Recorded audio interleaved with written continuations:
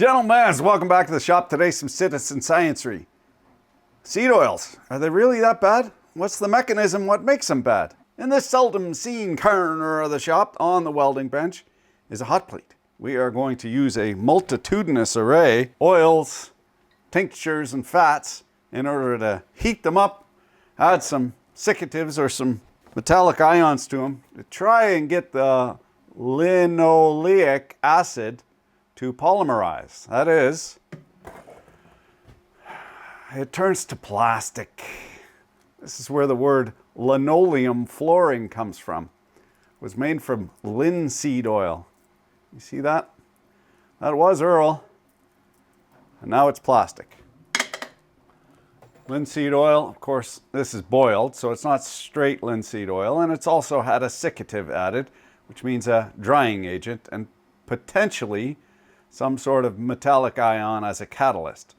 What we're trying to do is get the long chain linomeric acid, to break off a chunk, and then it's got a free radical that grabs on to one of its neighbor, and it turns into a plastic. You have 15 milliliters of good Canadian canola oil, another 15 milliliters, that's a teaspoon, of the same canola oil rapeseed, and we're going to add just a smidge of iron powder to stimulate being in a cast iron pot.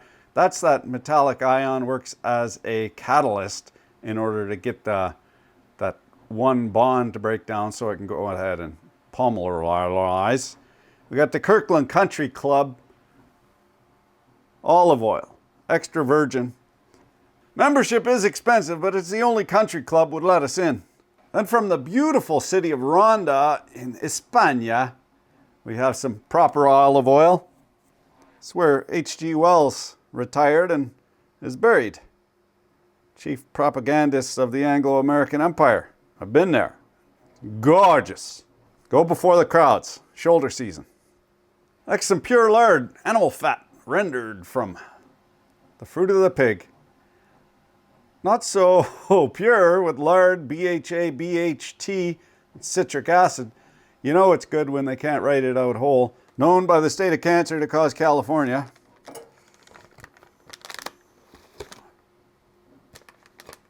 I mean, it came from an animal. It can't be any good for you.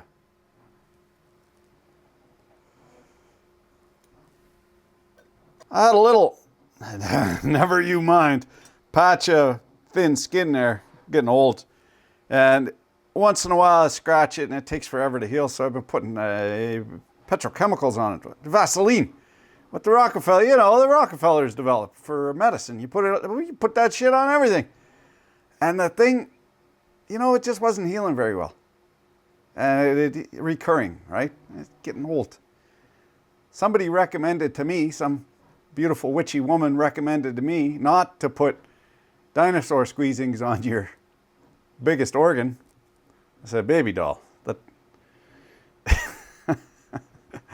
And I started using coconut instead. It healed the next day. Some things you say out loud, they sound really stupid. You take something out of an oil refinery and you slather it on your skin and you expect it to do you some good. That's anecdotal, mind. Anecdotal only means that it hasn't been published. Doesn't mean it's not data. It just means it hasn't been published. Anecdotal. Document. Anna, document. Not published. That's all that means. We have some beautiful lardons, as the French say. I've been making my own bacon for years now. Store-bought stuff just ain't no good. Well, you take it out of that container and it's slimy, disgusting mess. That's not how it's supposed to be. They figured out how to make more money by putting more and more water into things. And the bacon now, you got to boil it before it'll fry. Sick. This test is going to be published on Tinternets, viewed by hundreds of thousands of people, and commented on. That is peer-reviewed by tens of dozens of brainiacs way smarter than I is. Remember that time when I invented pentavalent carbon? I sure do. I still got the caning marks across my back. Just a pinch of man glitter. Metal ions, also known as grinding dust. I'll crank her up to about 200. 200, say, below. That should be well below the smoke point of all of these. About 210. 210. We're starting to melt. We're going to watch a couple things. The linoleic acid content determines how much these will polymerize, how much they'll plasticize. That's an indication of how much they have oxidized. However, that linoleic acid, as it comes up to its smoke temperature, it evolves a toxic compound they developed for the First World War as a neurotoxin, as a kind of mustard gas alternative. Acrolein it's called, and you can't get away from it. That's why if you ever have a linseed oil-soaked rag fire, it smokes like crazy beforehand, and you notice it because it stinks to high heaven. It's also very, very acrid. That acrolein, acrid. Oh, we're at temperature now. Linoleic acid has been a nutritional supplement for you. In fact, the American, not diabetes, but Heart Association, they advise people to replace saturated fats like butter and lard with this linoleic acid in order to reduce cardiovascular disease. I mean, the American Heart Association, they're right up there with the food pyramid, right? I grew up eating 2 bowls of cereal with skim milk to set me up proper for the day of being hungry. So the thing is about canola oil is it was developed, it's rapeseed, and it was used in the First and Second World War as an industrial lubricant. And it works really well because it's a surfactant. It lowers the surface tension of other fluids, and it also sticks, probably why, it sticks to wet metal. So the US Navy and all the navies around the world, they needed a lot of rapeseed oil. They got farmers to grow it, and then after the fact, all these farmers grow it. What are we going to do after the war with all this surplus rapeseed? Well, nobody's going to buy rapeseed. We got to change the name of it, so it came to Canadian canola oil. They tried to feed it. Pigs would gain a whole bunch of weight on this stuff, and then they'd start dropping weight, and then they'd die. It wasn't good for them. They tested further, and apparently it gives the sows who are nursing their young piglets, the name of that, it gives them myocardial lipidosis. It ain't good. And the thinking is in humans, now I'm not a doctor, in case you're wondering, well, yeah. Have you taken medical advice from the internet? But also, if you're taking medical advice from your doctor, but the canola plant is a brassica. That is, it's a wild mustard. Now, wild mustard is an amazing plant. It gives us broccoli, cauliflower, kohlrabi, kale, mustard, sag, cabbage. Brussels sprouts also gives us Brussels sprouts. Those are all very high, the seeds that is, in erucic acid, which is highly inflammatory, it's toxic. So canola oil couldn't be used after the war until they got that toxicity down. Now it's limited at 2% erucic acid. I think it's super inflammatory, and that might be why we never ate canola oil in the past, but they've engineered it, or rather selectively bred, in order to reduce that down to the 2% maximum that the US and Europe requires for human consumption. We're up to temperature. We'll let this chooch for the rest of the day, see what happens, and then we will increase the temperature in order to get that acrolein to devolve, and through the magic of smell-o-vision, you'll be able to see the burning, acrid, choking fumes what come off as canola polymerizes. polymerizes. Double, double, toil and trouble, fire burn and cauldron bubble, adder's fork and blind worm's sting. I wonder if blind worm could be the gadfly. Wait, you mean old Willie Snake Smear? He was an initiate today to the mysteries? Bacon, partner. One call does it all. Smells so good. Have I told you about the benefits of fasting? Likely not, since nobody can make any money off it. I'd be persona non grata around here. Let me tell you, partner, there's a reason that the rumors of the Rockefeller Foundation having the cure for cancer for the past 60 years hasn't bubbled up to the surface yet. There's a reason all these evil old fucks live forever. The Soroses, Charlie Munger, he wasn't so bad, but he lived forever. Never exercised outside of World War II. Kissinger, my God, Kissinger lasted forever. What the hell's going on? It's got to be something simple. I think it's vitamin D. I think it's vitamin D, man. Get some sunshine in you. Bacon. The risk of sounding like a CrossFitter, or worse still, vegetarian. Two benefits, and they're coincidental, of the fasting. Less inflammation, never wake up with sore joints. And further, you drop weight, so whatever pain you did have in your joints, you're not carrying around so much. So people around me friends, same age, falling to pieces. Needing glasses all of a sudden and in pain and all these medical conditions and so forth. I don't even take a pill. I got no pills.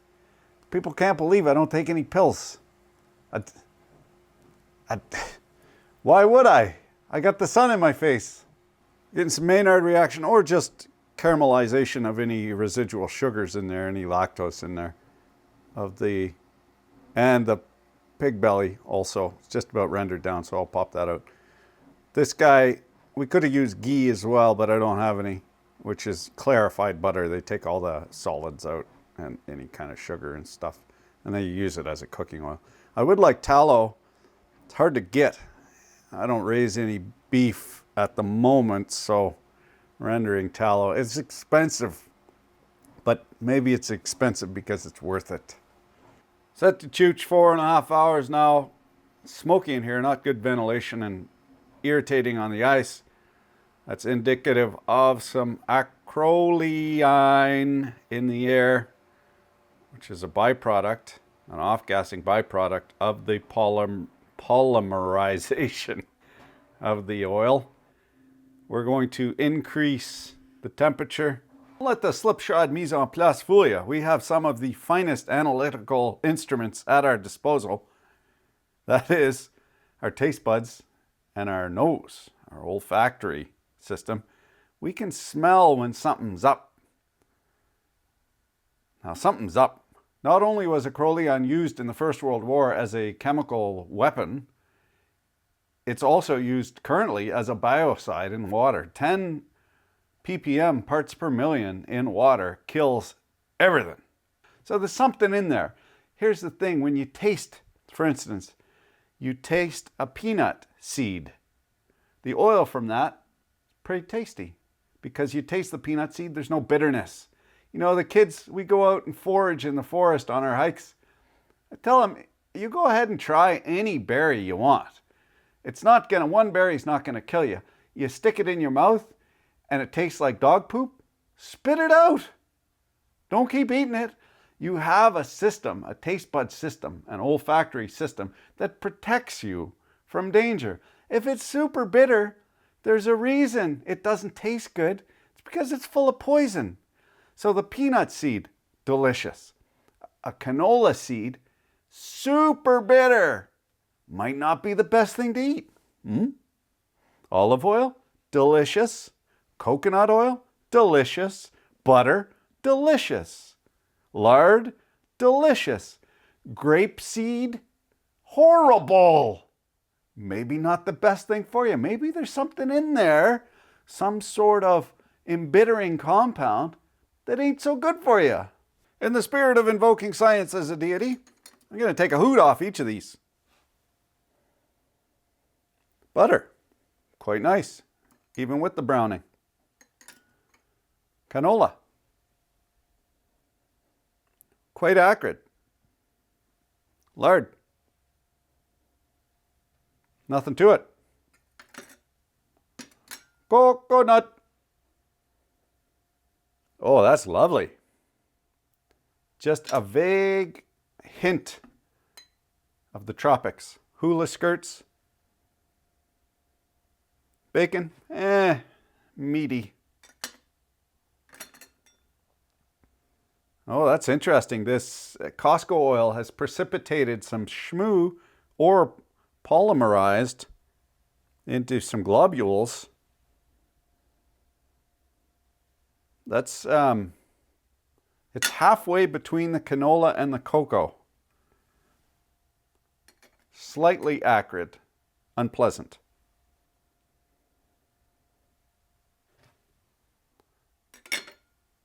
The olive oil from Rwanda has some terpenes in it. It's quite sharp, but it's not a cooking oil. It's a salad oil. Peanut, lovely. Now, canola and iron. Yeah, quite acrid. Chemically smell. It smells like, very much like linseed oil. There's a very marked difference in coloration now at 240 degrees Science for a couple hours. The canola is quite dark. The rendered pig fat is quite dark. The lard is see-through. The butter, other than its solids, the clarified ghee portion is very clear. Coconut oil, crystal clear.